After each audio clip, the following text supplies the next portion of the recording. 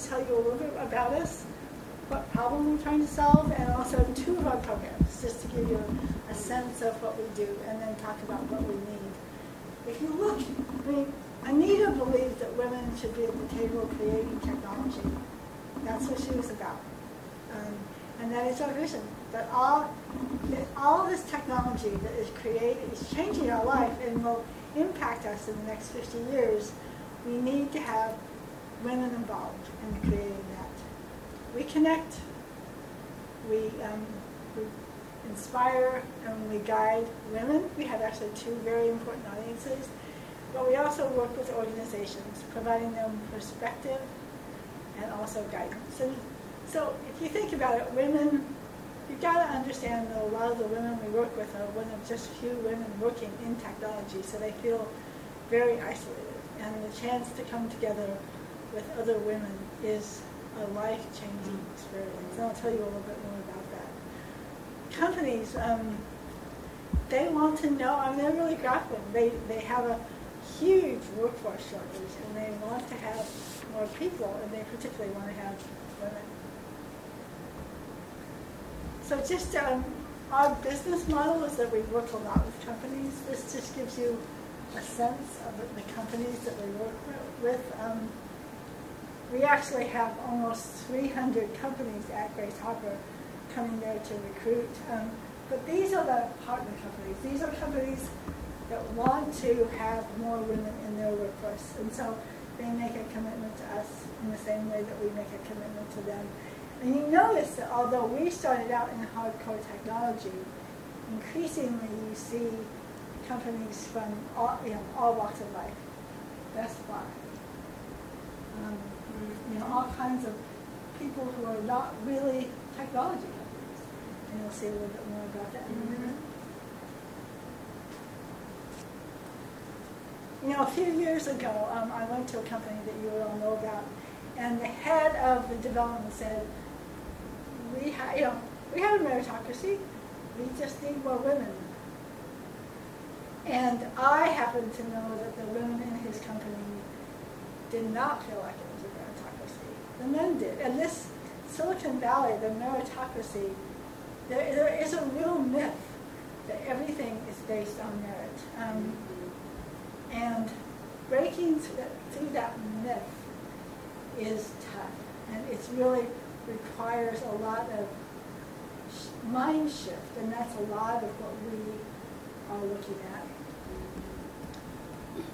Just to give you some numbers, and these numbers are actually from the US. One of the things I will tell you is that international numbers in this space are really hard to come by. Even in India, where we're actually building a base, we don't have good numbers as far as graduation rates. But if you look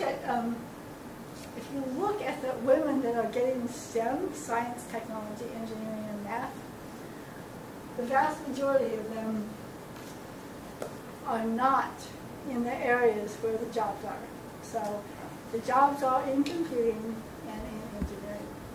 And you can see that that's, in computing it's about 18% of the graduates are women, and electrical engineering is about 10%. So this is just over time computer science and the graduation rate. It has gone down rather dramatically. When I graduated in the 80s, it was actually close to 40%. Wow. And that's terrible. I know. Well, I saw this chart where, it rose. It was like 1988 or something. Yeah, 87, yeah. And that's when I was in college. And so it just surprises me that was, wow. And it went down? It did. So if you took that graph farther back, it was, yes. It isn't a recent phenomenon. It actually peaked a long time. And I think that it was a new field, so that at that time it became part of engineering, so which also, and also PCs went into the home, and PCs had their own attraction for young boys. I mean, those two things happened in the 80s, which is part of why you saw this change. But then if you look at the Department of Labor and the projected jobs, we are woefully under-resourced. I mean, it's not even close. If you look at the projections, and more and more companies are opening locations all over the world. I mean, they're going anywhere that they can hire people. So if you think about international opportunities, I mean, like Google has small offices in hundreds of companies just in order to hire people, and more companies are doing that. It's really interesting.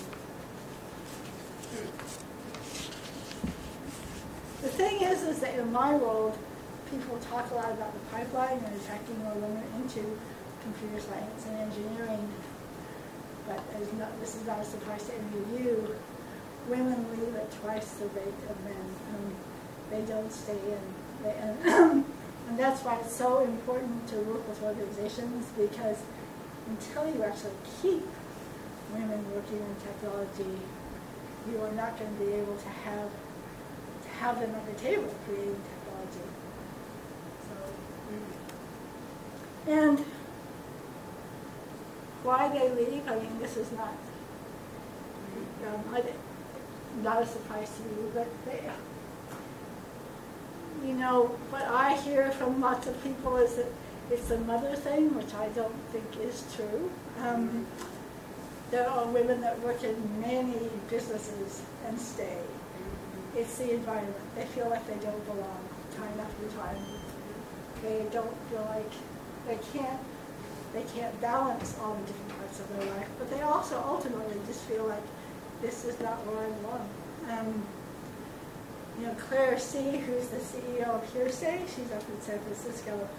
She graduated from Stanford computer science, and she worked for a few years in computer science, but she just felt like this was not where she wanted to be. And so in her case, what she did was that she got a business degree, and she moved into a different role within the organization.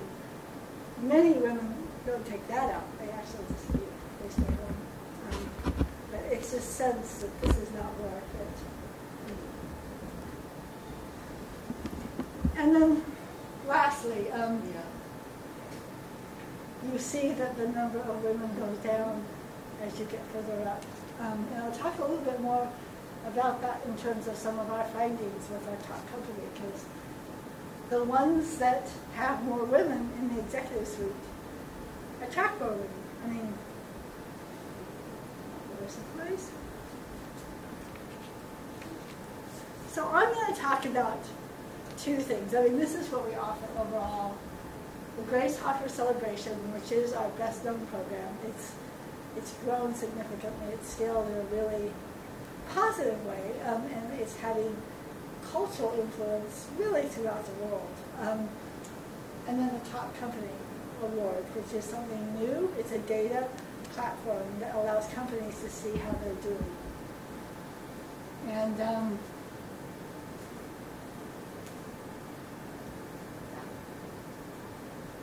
so this is Grace Hopper. Grace Hopper is a phenomenon. It was 8,000 people in last October. It became on Phoenix.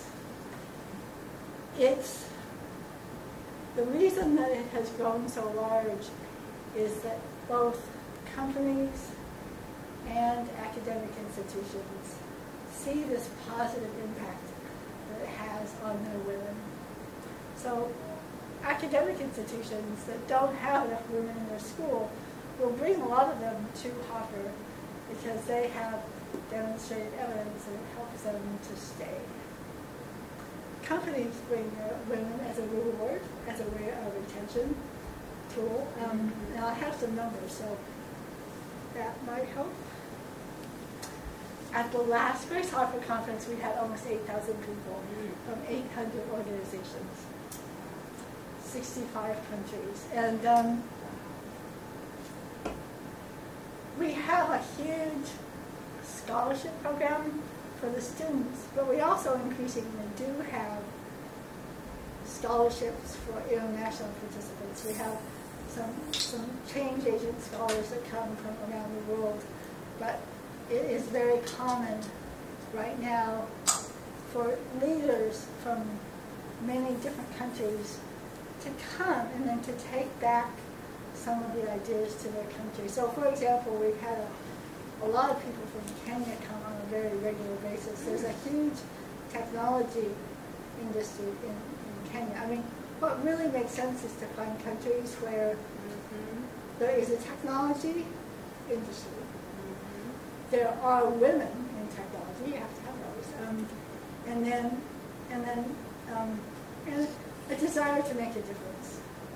Something I'm not going to talk a lot about today is what we call our .locals, where we are building an infrastructure to allow local communities to create these programs by themselves, and we provide support. So this year we're going to launch 5 in the U.S. and also 1 in Delhi in India. But next year we expect to go to Europe and some of the Middle East and other places that have huge interest in doing this.